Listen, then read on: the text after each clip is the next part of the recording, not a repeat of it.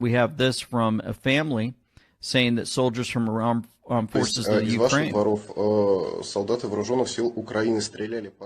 So they're firing at targets in the residential neighborhood, and he goes, I don't quite understand. Yes, they targeted the city, the side over there, as well as the city center. Fire was coming from over there. You mean they were shelling their own city? But why?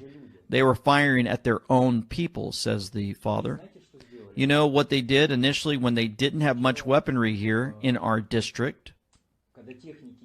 And he's sitting here with his, I believe it's his wife and daughter.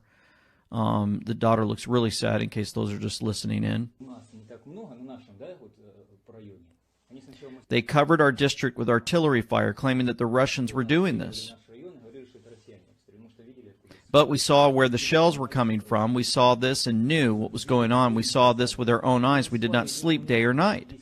For almost 10 days, we lived under constant fire, and we saw where it was coming from. At first, they just shelled us for several days. For 2 or 3 days, they targeted residential neighborhoods specifically. Why? It was like they wanted to scrape the tops of the trees to force more people to converge on the city center.